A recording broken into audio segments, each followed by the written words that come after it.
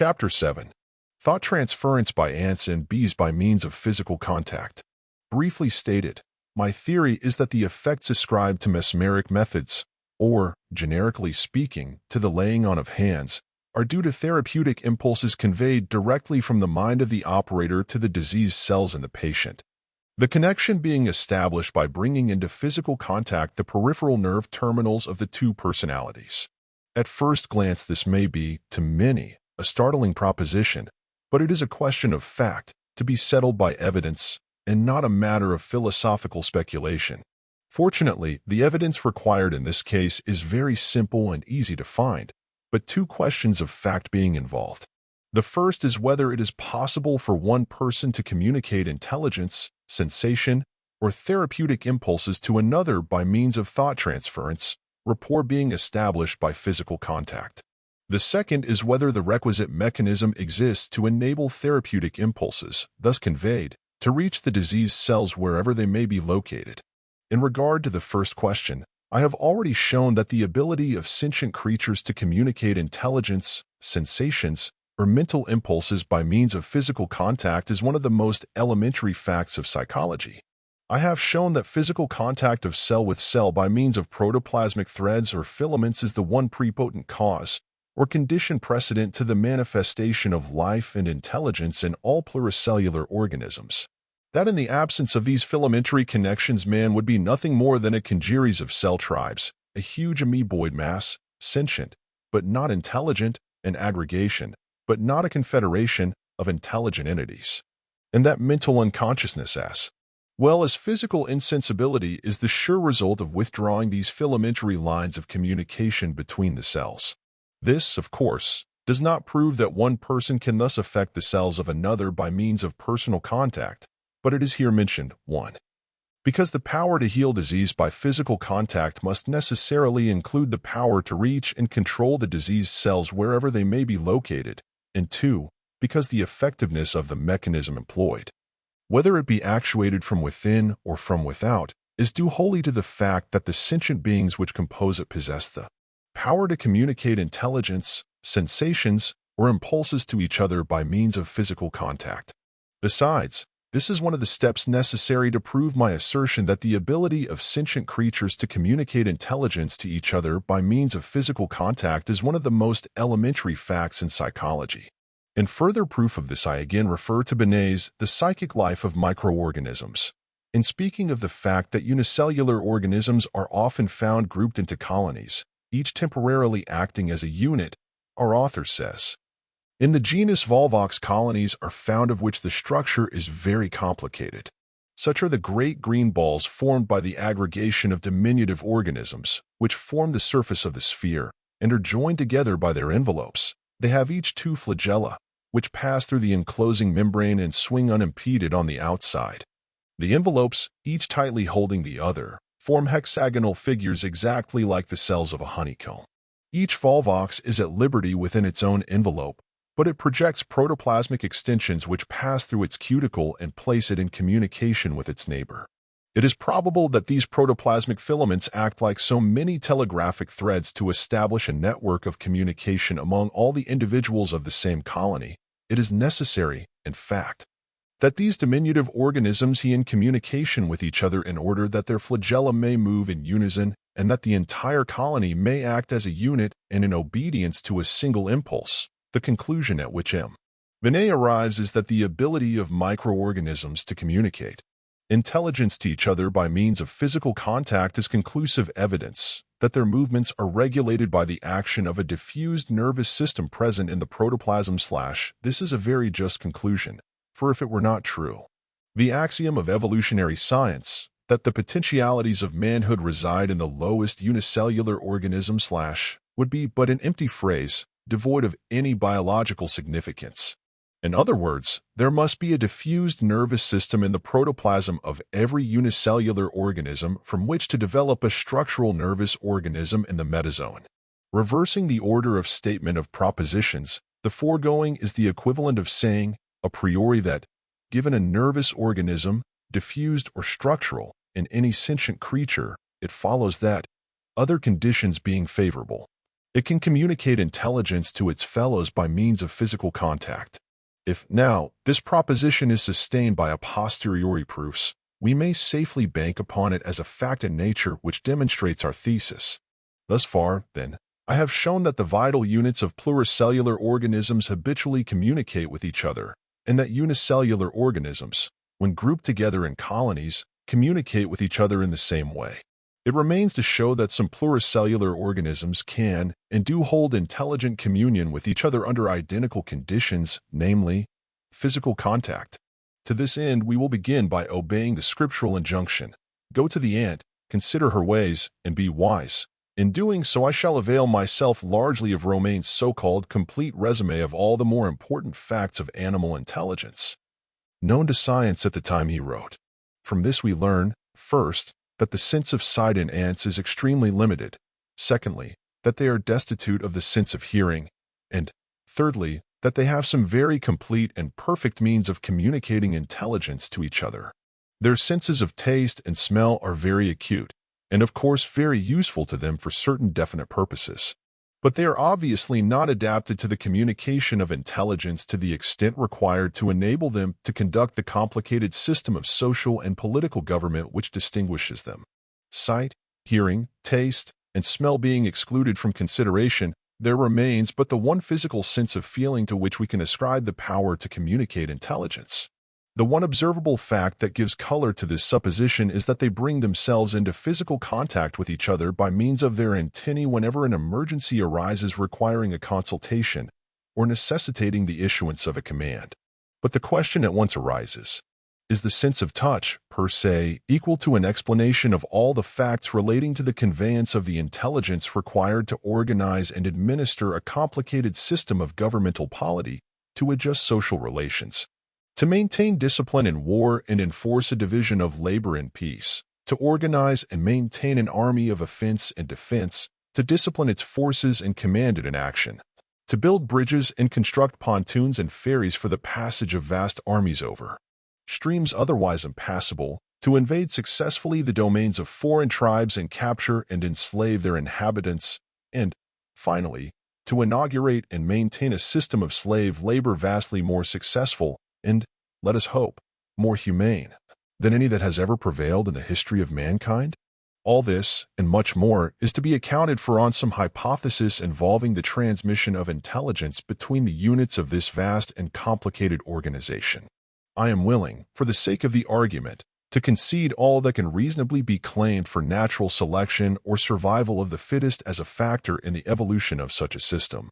But there still remains the fact that in a system so complex, and involving so many factors, there must constantly arise emergencies requiring original thought, inventive adaptation of means to ends, and corresponding cooperative action on the part of numerous individuals, each with a separate duty assigned to him, all of which, humanly speaking, presupposes consultation and interchange of ideas, and an agreement as to the part which each is to perform in the adaptation of means to ends, and this, in turn, presupposes a commensurate means of communication.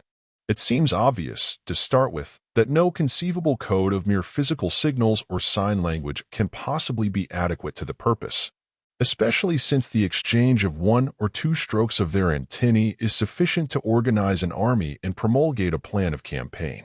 It seems equally obvious that the only alternative hypothesis is that of thought transference, rapport being established by physical contact in substantially the same way that it is established between unicellular organisms. Unfortunately for our purpose, scientists have never studied the habits of ants with this hypothesis in view, and consequently the facts upon which we must rely are incidentally stated in connection with other matters. This, however, is not without its advantages from an evidential point of view.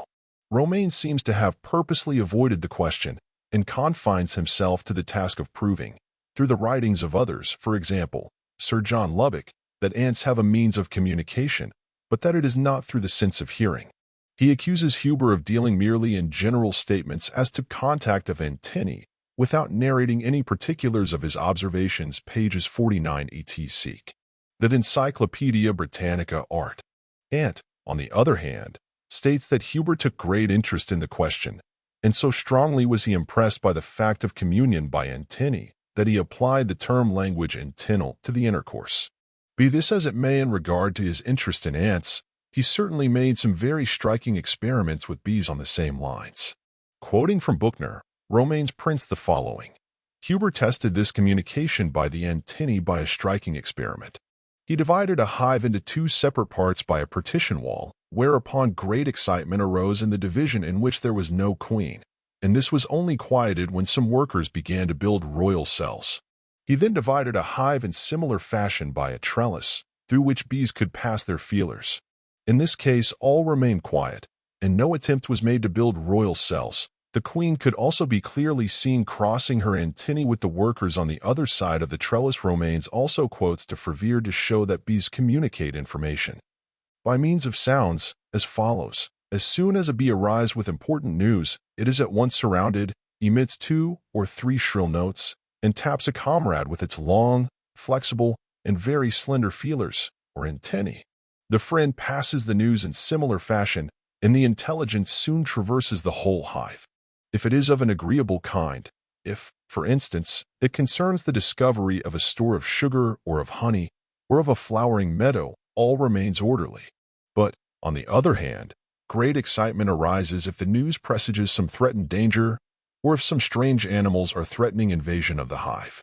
It thus appears that, Romanes to the contrary notwithstanding, the shrill notes, uttered by the news-laden bee bear the same relation to the communication of information that the sound of a church-going bell bears to preaching. This, however, is a matter of minor importance in this discussion, for it is now well settled that whatever of specific information an ant or a bee desires to communicate to his fellows is transmitted, primarily, by means of physical contact in the manner stated. This is necessarily true of the ant, for, as I have already pointed out, no other sense is available for the purpose than the sense of touch or feeling. It is also a matter of doubt whether the bee is any better provided with the sense of hearing, for, as Romanes tells us, as in ants, so in bees. Sir John Lubbock's experiments failed to yield any evidence of a sense of hearing.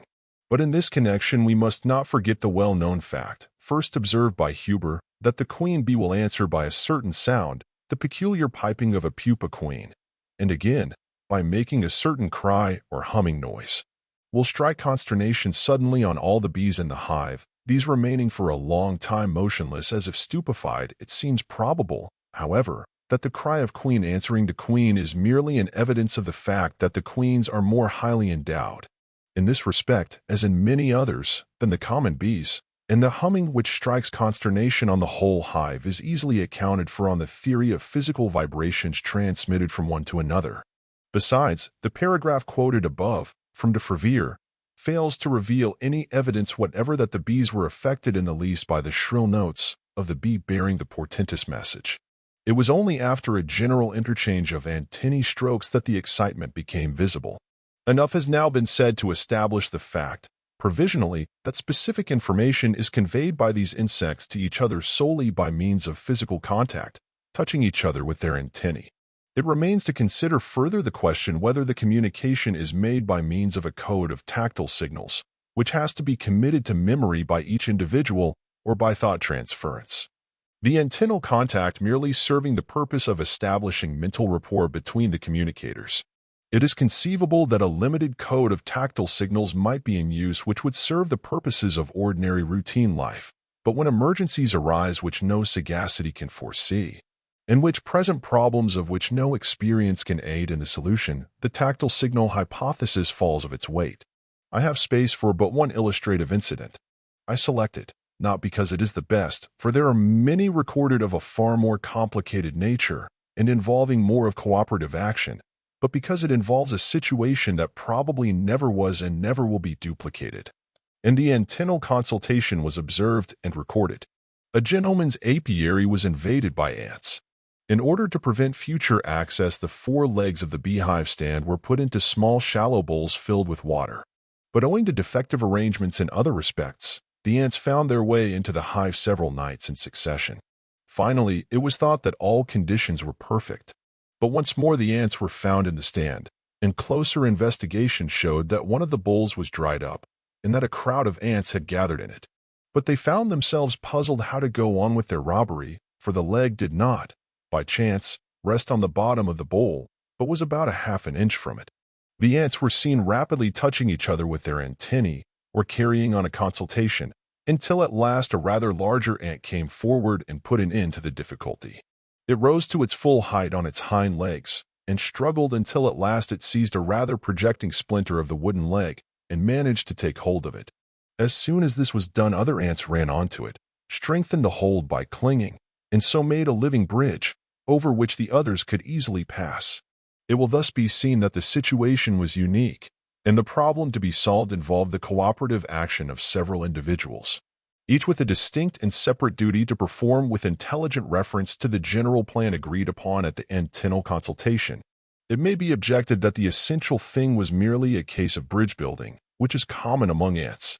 To this it is replied that all emergencies requiring the building of bridges by ants are necessarily unique, for each involves the solution of fresh engineering problems, the selection of suitable material from an unfamiliar vicinage, and the united action of hundreds of individuals, each performing the part assigned to him at the antennal consultation.